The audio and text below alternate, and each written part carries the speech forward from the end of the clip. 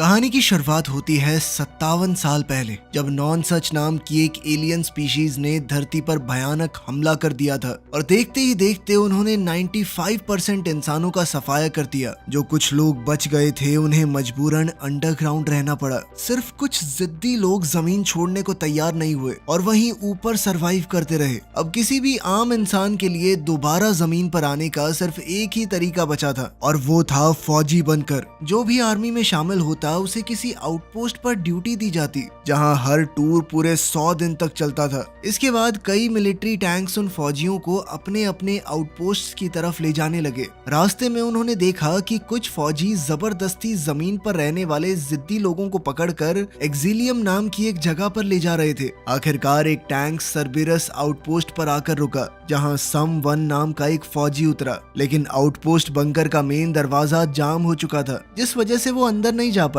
फिर मजबूरन सम वन सीढ़ियां चढ़कर एक वॉच टावर तक पहुंचा, जहां सिस्टम ने उसकी उंगली से खून निकालकर डीएनए आइडेंटिफिकेशन किया। फिर सिस्टम ने तुरंत उसकी सर्विस शुरू होने पर उसे बधाई दी और साथ ही उसकी ड्यूटीज के बारे में समझाया। उसे डिफेंस सर्कल मेंटेन करना था, सिक्योरिटी कैमरास का ध्यान रखना था, नॉन सच एलियंस पर नजर रखनी थी और अगर कोई इंसान बेवजह घूमता दिखे तो उसे पकड़कर एक्सिलियम भेजना था। इसके बाद सम वन ने पूरा सिस्टम चेक किया और अपने कमांडर से कांटेक्ट किया। उसने बताया कि वो जिस फौजी की जगह लेने आया था वो यहाँ पर है ही नहीं। तब कमांडर ने बताया कि पिछले गार्ड को मेडिकल इमरजेंसी की वजह से पहले ही वहाँ से जाना पड़ा था। फिर साथ ही उसने सम वन को चेतावनी दी कि उसे हर 12 घंटे में रिपोर्ट करना होगा और किसी भी हाल में अपने इलाके से बाहर जाने की इजाजत नहीं है उसे। शाम होते ही उसने रिपोर्ट किया कि सब कुछ कंट्रोल में है और साथ ही उसने बंकर का एक्सेस कोड मांगा, क्योंकि मेन दरवाजा खराब हो गया था। इसी वजह से उसे बाहर जाकर दूसरे दरवाजे से बंकर में घुसना पड़ता। फिर अंदर पहुंचते ही उसकी नजर एल्विस नाम के एक छोटे खिलौने पर पड़ी। इस सुनसान और डिप्रेसिंग जगह में वो छोटी सी चीज देखकर भी समवन खुश हो गया और उसे अपने डेस्क पर रख लिया। फिर रात में उसने बाहर बैठकर एलियंस पर नजर रखी और साथ ही सिगरेट पीते हुए अपनी ड्यूटी करता रहा। उस दिन के बाद समवन की जिंदगी एक ही रूटीन में सिमट कर रह गई। हर सुबह सिस्टम उसे जगाता और याद दिलाता कि उसकी ड्यूटी खत्म होने में कितने दिन बचे थे। उसके बाद समवन बालकनी में एक्सरसाइज करता और फिर शावर लेता। यहाँ पहली बार पता चला कि हर फौजी की गर्दन पर एक खास टैटू बना हुआ था। फिर रोज की तरह वो सिस्टम चेक करता, पूरे इलाके की इंस्पेक्शन करता और राशन से अपना खाना तैयार करता। लेकिन दिन के पहले ही खाने के दौरान उसकी नजर एक परछाई पर पड़ी, जो बड़ी तेजी से उसके पास से गुजरी। ध्यान से देखने पर पता चला कि बंकर में एक चूहा घुस गया था, लेकिन जैसे ही समवन उसके करीब गया तो वो तुरंत छुप गया। फिर शाम होते ही समवन ने अपनी डेली रिपोर्ट सबमिट की और उसे नया बंकर कोड मिला, लेकिन उसने चूहे के बारे में कुछ नहीं बताया। फिर धीरे धीरे दिन बीतने लगे, लेकिन हर दिन बिल्कुल पिछले जैसा लगता था। कोई रोमांच, कोई नई चीज होती ही नहीं थी। इसका असर समवन के दिमाग पर साफ दिखाई देने लगा था। लगभग 2 हफ्ते बाद एक सुबह अचानक उसकी आंख खुली और उसने देखा कि वही चूहा उसके पेट पर बैठा हुआ था। काफी दिनों बाद शायद पहली बार समवन दिल से एक्साइटेड हुआ। उसने तुरंत चूहे को पकड़ लिया और उसे अपने हेलमेट के अंदर रखकर ध्यान से देखने लगा, लेकिन फिर अगले ही पल चूहा उसकी पकड़ से निकलकर भाग गया। तभी अचानक पूरे बंकर में अलार्म बजने लगा। सिस्टम ने उसे चेतावनी दी कि एक दूसरे आउटपोस्ट के पास एलियंस ने हमला कर दिया है। अब समवन तुरंत बालकनी की तरफ भागा, जहां दूर आसमान में धमाके साफ दिख रहे थे। कंप्यूटर ने बताया कि उस आउटपोस्ट ने जिन आम इंसानों को बचाया था वो सब मारे जा चुके थे। अब हालात देखकर समवन और भी ज्यादा चौकन्ना हो गया। उसने तुरंत सिक्योरिटी कैमरास दोबारा चेक किए। तभी उसकी नजर झाड़ियों में हिलती हुई किसी चीज पर पड़ी। उसे लगा कि शायद कोई एलियन वहां पर छुपा हुआ था, इसीलिए उसने फौरन अपने कमांडर को रिपोर्ट किया। लेकिन कमांडर ने उसकी बात को तवज्जो नहीं दी। उसका कहना था कि वो कोई जानवर होगा, क्योंकि एलियंस उस इलाके में मौजूद नहीं थे। फिर कुछ दिनों बाद वही चूहा दोबारा समवन के पास आया, जब वो खाना खा रहा था। इस बार समवन ने उसे थोड़ा खाना दिया और धीरे धीरे वो चूहा उसके पास रुकने लगा। आखिरकार इस सुनसान बंकर में समवन को एक साथी मिल चुका था, इसीलिए उसने उस चूहे का नाम रखा डॉक। तभी अचानक अलार्म बजने लगा कि एक सिक्योरिटी कैमरा खराब हो गया है। अब उसे ठीक करने के लिए समवन को बंकर से बाहर जाना पड़ेगा।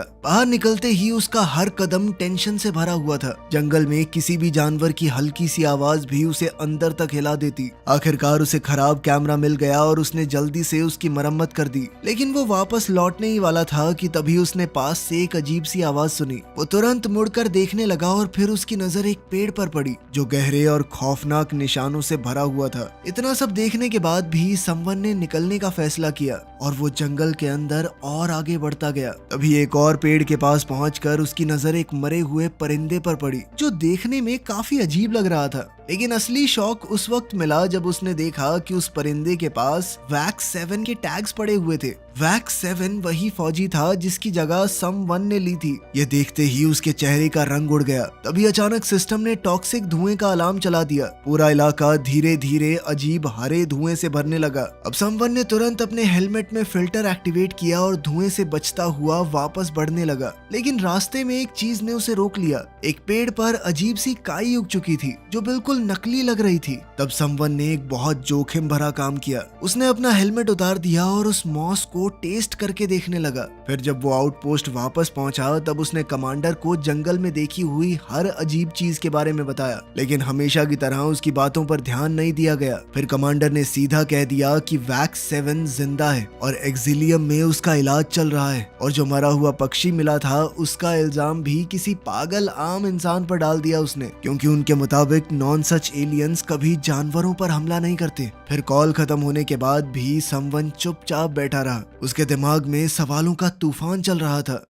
इसके कुछ दिन बाद समवन फिर से मुआयना करने बाहर निकला। तभी अचानक से टॉक्सिक धुएं का अलार्म बजा और पूरा जंगल दोबारा से उस अजीब हरे धुएं से भर गया। तभी समवन की नजर एक और मरे हुए परिंदे पर पड़ी। उसने देखा कि पेड़ों के बीच एक अजीब सा क्रीचर खड़ा था। समवन बिना सोचे उसके पीछे भागा, लेकिन कुछ ही पलों में वो क्रीचर हवा में गायब हो गया, जैसे वो कभी वहां पर था ही नहीं। फिर आउटपोस्ट लौटकर समवन ने दोबारा इस घटना की रिपोर्ट दी, लेकिन क्योंकि डिफेंस रिंग अभी भी सुरक्षित थी, इसीलिए कमांडर ने फिर उसकी बात को नजरअंदाज कर दिया। उसका मानना था कि समवन ने शायद कोई जानवर देख लिया होगा। अब समवन को यकीन होने लगा कि उससे कुछ छुपाया जा रहा है। इसी शक में उसने पूरे बंकर की तलाशी लेनी शुरू कर दी और तभी फर्नीचर के पीछे उसे दीवार पर खून का एक पुराना दाग मिला। ये देखते ही उसका दिल जोर से धड़कने लगा। उसने तुरंत एक स्टूल खींच कर रखा और फिर अपनी बंदूक का एंगल मैच करके देखने लगा और कुछ ही देर में उसे एक खौफनाक सच का एहसास हुआ। शायद वैक्स 7 खुद ही मर गया होगा। अब समवन ने सोच लिया कि किसी भी हाल में अपने सवालों का जवाब पाकर रहेगा, इसीलिए उसने सिक्योरिटी रिकॉर्डिंग एक्सेस करने की कोशिश की, लेकिन सिस्टम ने उसे परमिशन देने से मना कर दिया।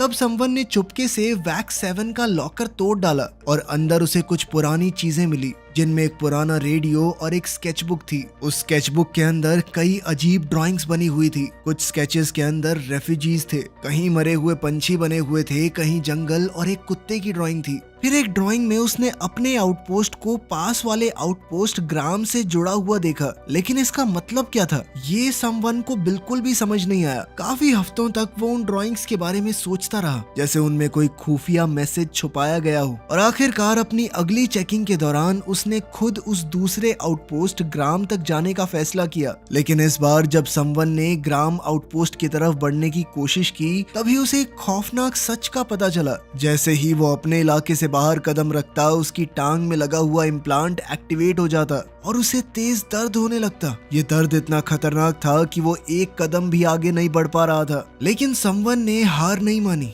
वो एक पेड़ पर चढ़ गया और वैक्स 7 के टैग्स की मदद से धूप की रोशनी रिफ्लेक्ट करके उसने ग्राम आउटपोस्ट के फौजी का ध्यान अपनी तरफ खींचने की कोशिश की। लेकिन काफी देर तक इंतजार करने के बाद भी सामने से जब कोई जवाब नहीं आया, तो आउटपोस्ट वापस लौटकर समवन ने अपनी ही रिकॉर्डिंग्स चेक करने का फैसला किया। लेकिन तभी अचानक कंप्यूटर ग्लिच करने लगा और एक एक करके स्क्रीन्स बंद होने लगी। इस बीच कैमरा फुटेज में समवन ने खुद को देखा, लेकिन ये क्या, इस बार उसके पीछे कोई और भी खड़ा था। ये देखते ही वो तुरंत पीछे मुड़ा, लेकिन उसी पल पूरी बिजली चली गई। उस उसके हाथ पर लगे ब्रेस डिवाइस ने कंफर्म किया कि उसके इलाके के अंदर कोई भी बाहरी हलचल नहीं हुई है। मगर फिर भी समवन फ्लैशलाइट लेकर पूरे आउटपोस्ट में उस क्रीचर को ढूंढने लगा। वो बाहर तक भाग गया और ढंग से देखने के लिए फ्लेयर भी शूट की, लेकिन उसे वहाँ सिर्फ कुछ छोटे पंछी ही मिले। फिर थोड़ी देर बाद आउटपोस्ट की बिजली वापस आ गई। तब समवन ने तुरंत कमांडर को इस गड़बड़ी और क्रीचर के बारे में रिपोर्ट किया, लेकिन कमांडर को अब भी यकीन नहीं हुआ। उसका कहना था कि बिना अलार्म के ट्रिगर हुए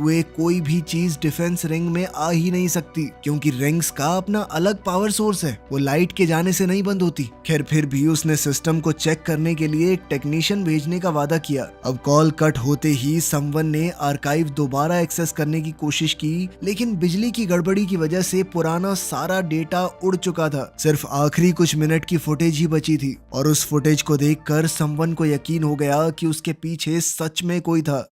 फिर अगले दिन उसने अपने नॉर्मल रूटीन में रहने की कोशिश की, लेकिन अब उसकी तबीयत बिगड़ने लगी थी। उसने दवा भी ली, लेकिन अंदर ही अंदर वो इतना परेशान और घबरा चुका था कि ग्लास साफ करते वक्त उसने कांच तोड़ डाला। तभी अचानक लॉकर के अंदर से बच्चों के गाने की आवाज आने लगी। पहले तो समवन डर गया, लेकिन फिर उसे समझ आया कि आवाज उस पुराने रेडियो से आ रही है। रेडियो के उस तरफ ग्राम आउटपोस्ट का सोल्जर कर 4 था, जो कि वैक्स 7 के बारे में पूछ रहा था। समवन ने उसे बताया कि वैक्स 7 की जगह पर मैं आ गया हूँ। मगर ये सुनते ही कर 4 तुरंत चुप हो गया और उसने कॉल काट दी। जाने से पहले उसने सिर्फ इतना कहा कि 2 आउटपोस्ट्स के बीच बातचीत करना मना है। बाद में एक बार फिर बिजली में गड़बड़ी होने लगी। इस बार परेशान होकर समवन ने कमांडर से बात की और टेक्नीशियन के बारे में पूछा, जो कई दिन पहले ही यहाँ पर पहुंच जाना चाहिए था। मगर तब कमांडर ने बताया कि एक और आउटपोस्ट पर हमला हुआ था और वहाँ कोई भी जिंदा नहीं बचा। इसी वजह से टेक्नीशियन बहुत सावधानी से आगे बढ़ रहा है ताकि वो जोखिम में ना पड़े। फिर कॉल कट होने के बाद समवन ने डॉक से कहा कि अब मुझे अपने कमांडर पे बिल्कुल भी भरोसा नहीं रहा। फिर धीरे धीरे दिन बीतने लगे, लेकिन उसकी तबीयत अब भी खराब चल रही थी। फिर एक दिन टेरिटोरी चेक के दौरान उसने कुछ मलबे के अंदर किसी चीज को हिलते हुए देखा। वो तुरंत उसके पीछे गया और वहाँ पहुंचकर उसने एक औरत को उसके छोटे बच्चे के साथ छुपा हुआ देखा। तब समवन ने उन्हें डराने की बजाय दोस्ती का हाथ आगे बढ़ाने की कोशिश की। उसने उन्हें शेल्टर तक पहुँचाने का वादा किया, लेकिन वो औरत इतनी डरी हुई थी कि बच्चे को लेकर तुरंत भाग गई। समवन ने भी उनका पीछा करने की कोशिश की, लेकिन जैसे ही वो डिफेंस रिंग से बाहर जाने लगा, उसकी टांग में लगा हुआ इम्प्लांट एक्टिवेट हो गया और तेज दर्द की वजह से वो वहीं रुक गया। फिर शाम को समवन ने रेडियो के जरिए दोबारा केयर 4 से बात करने की कोशिश की, लेकिन हर बार की तरह कोई जवाब नहीं मिला। फिर झुंझलाकर इस बार वो रात के अंधेरे में जंगल के अंदर चला गया। वहाँ उसकी नजर एक हिरन पर पड़ी और बिना सोचे उसने उसे गोली मार दी। इस वजह से हिरन के सींग पेड़ में फंस गए और फिर समवन उस जानवर का कच्चा मांस खाने लगा। ये देखकर साफ समझ आ रहा था कि तन्हाई धीरे धीरे उसका दिमाग तोड़ रही है। फिर अगली सुबह वो बस मजाक के लिए कैंस पर फायरिंग करने लगा। इसके बाद उसने फिर से एक पेड़ पर चढ़कर रेडियो से केयर 4 से बात करने की कोशिश की, लेकिन जब सामने से कोई जवाब नहीं आया तो गुस्से में वो जोर से चिल्लाने लगा। खैर वापस आते वक्त अचानक उसकी नजर एक फूल पर पड़ी। इस जबरदस्त दुनिया में एक जिंदा फूल देखना बहुत अजीब बात थी और कुछ पलों के लिए समवन वहीं रुक गया। लेकिन तभी टॉक्सिक धुएं का अलार्म बजने लगा और क्योंकि इस बार समवन ने हेलमेट नहीं पहना हुआ था तो उसकी तबीयत अचानक बिगड़ने लगी और वो जमीन पर गिर पड़ा। फिर धुंधली नजरों के बीच उसे दूर कुछ टूटे हुए पेड़ दिखाई दिए और वही अजीब क्रीचर एक बार फिर से सामने आया, लेकिन इस बार समवन होश खो बैठा। खैर अगली सुबह जब उसकी आंख खुली तो उसका सर बुरी तरह से घूम रहा था। उसने तुरंत रेडियो पर केयर 4 के लिए एक मैसेज छोड़ा। उसने बताया कि नॉन सच उसके इलाके में घुस चुके थे और शायद वैक्स 7 को भी पकड़ लिया गया है। इसके बाद समवन ने खुद को आउटपोस्ट तक ही सीमित कर लिया। अब वो ज्यादा बाहर नहीं जाता था, बस दिन भर स्केचबुक में ड्राइंग्स बनाता और डॉग से बातें करता रहता। शायद अब उसे बाहर की दुनिया से ज्यादा आउटपोस्ट की दीवारें सुरक्षित लग रही थी। फिर धीरे धीरे ड्यूटी के दिन खत्म होने लगे और जब सिर्फ 14 दिन बचे थे तभी अचानक आउटपोस्ट में अलार्म बजने लगा। लेकिन इस बार कोई क्रीचर या एलियन नहीं था, बल्कि दरवाजे पर टेक्नीशियन मैक खड़ा था। उसने बताया कि दूसरे आउटपोस्ट पर हमला हो गया था, उसी वजह से मुझे इतनी देर हो गई। मैक ने बताया कि उसने हमले के बाद आउटपोस्ट की तबाही तो देखी थी लेकिन कोई लाश नहीं देखी। उसका कहना था कि जब तक वो वहाँ पहुंचा क्लीनर्स पहले ही सब कुछ साफ कर चुके थे। खैर जब मैक कंप्यूटर्स के पास बैठा तब उसकी नजर एल्विस के खिलौने और स्केचबुक पर पड़ी। ये देखते ही उसे समझ आ गया कि वो पहले भी इस आउटपोस्ट पर आ चुका था। फिर उसने खुलासा किया कि वैक्स 7 की दिमागी हालत ठीक नहीं थी और वो धीरे धीरे पागल होता जा रहा था। तब समवन ने उसे वो रिकॉर्डिंग दिखाई जिसमें उसके पीछे एक क्रीचर नजर आया था, लेकिन मैक ने भी उस बात को नजरअंदाज कर दिया। उसका कहना था कि वो कोई क्रीचर नहीं है, तुम खुद हो, बस सिस्टम ग्लिच की वजह से तस्वीरें एक दूसरे के ऊपर ओवरलैप हो गई हैं। खैर इसके बाद मैक ने सिक्योरिटी सिस्टम्स चेक करने शुरू किए और तब उसे पता चला कि डिफेंस रिंग के कैमरास एकदम बंद पड़े थे। ये बात अजीब थी क्योंकि समवन कुछ ही दिन पहले उन्हें रिचार्ज कर चुका था। अब दोनों सिस्टम चेक में लग गए। तब डॉक धीरे से डेस्क पर चढ़ गया, लेकिन जैसे ही मैक की नजर उस पर पड़ी तो उसने बिना सोचे उसे जोर से हटा दिया। अचानक डॉक हवा में उछलकर दूर जा गिरा और ये देखते ही समवन का गुस्सा बढ़ गया। वो तुरंत भागकर डॉक के पास गया और घबराहट में उसे देखने लगा। फिर कुछ पल बाद डॉक ने आंखें खोली और तब जाकर समवन ने चैन की सांस ली, लेकिन इधर मैक उसे अजीब नजरों से देख रहा था। उसने मजाक उड़ाते हुए कहा कि समवन भी वैक्स 7 की तरह पागल होता जा रहा है। बस यही बात समवन के अंदर चुभ गई। गुस्से में उसने तुरंत बंदूक निकालकर मैक पर तान दी और उसे आर्काइव रिकॉर्डिंग्स निकालने को कहा। ये रूल्स के खिलाफ था, इसलिए मैक ने साफ मना कर दिया। उसे लग रहा था कि समवन उसे मारेगा थोड़ी, बस एक्टिंग कर रहा है। लेकिन अगले ही पल समवन ने 2 जोरदार मुक्के मारे उसे। अब मैक्स सच में डर गया। फिर उसने तुरंत डॉक से माफी मांगी और आर्काइव खोलने की कोशिश शुरू कर दी।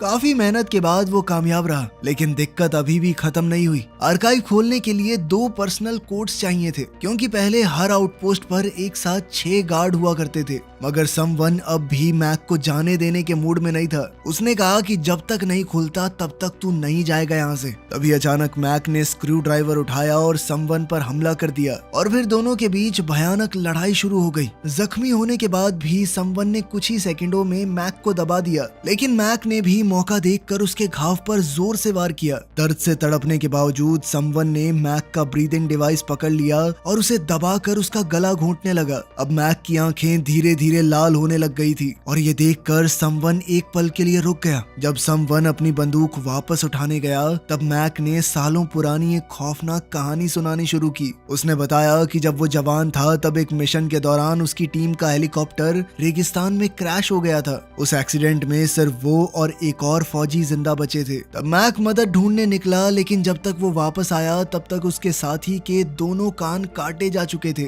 और फिर जब उनके आसपास एक भयानक बवंडर शुरू हुआ तब मैक ने पहली बार नॉन सच को देखा था। वो आंधी के अंदर परछाइयों की तरह छुपे हुए थे और कुछ ही पलों में उन्होंने उसके साथी को बेरहमी से मार डाला। मैक ने बताया कि उन एलियंस की चीखें इतनी खौफनाक थी कि उनकी आवाज सुनते ही उसके कानों से खून बहने लगा था। उसका पूरा शरीर अंदर से फटने जैसा दर्द महसूस कर रहा था। तब उसे समझ आया कि उसके साथी ने अपने कान खुद क्यों काट दिए ताकि उसे वो आवाज सुनाई न दे। अंत में जब उसकी टीम ने आखिरकार मैक को ढूंढा तब उसके फेफड़े रेत से भर चुके थे और उसका गला बुरी तरह खराब हो गया था। इसी वजह से अब उसे सांस लेने के लिए वो ब्रीदिंग डिवाइस पहनना पड़ता है। खैर फिलहाल के लिए समवन ने मैक को बंकर के अंदर ही बंद कर दिया ताकि जरूरत पड़ने पर वो उसका दोबारा इस्तेमाल कर सके। इसके बाद समवन ने अपने घाव साफ किए, दवा ली और हमेशा की तरह अपनी रिपोर्ट भेज दी जैसे सब कुछ नॉर्मल चल रहा हो। जब कमांडर ने मैक के बारे में पूछा तब समवन ने झूठ बोल दिया कि वो तो सिस्टम ठीक करके कब का जा चुका है। इसके बाद आखिरकार उसका कांटेक्ट दोबारा से केयर 4 से हुआ। इसके बाद केयर 4 ने अपना एक्सेस कोड दिया, जिसके बाद समवन आखिरकार आर्काइव रिकॉर्डिंग्स देख पाया। वीडियो में वैक्स 7 शुरुआत में बिल्कुल नॉर्मल लग रहा था। वो रूटीन फॉलो करता रहा, अपनी ड्यूटी करता रहा, धीरे धीरे डॉक के साथ जुड़ भी गया। लेकिन वक्त के साथ साथ उसका दिमाग टूटने लगा, उसकी हालत बिगड़ती गई और उसने गुस्से में सिस्टम और कंप्यूटर तक तोड़ दिए। अब जाकर समवन को बिजली की गड़बड़ी की असली वजह समझ आई।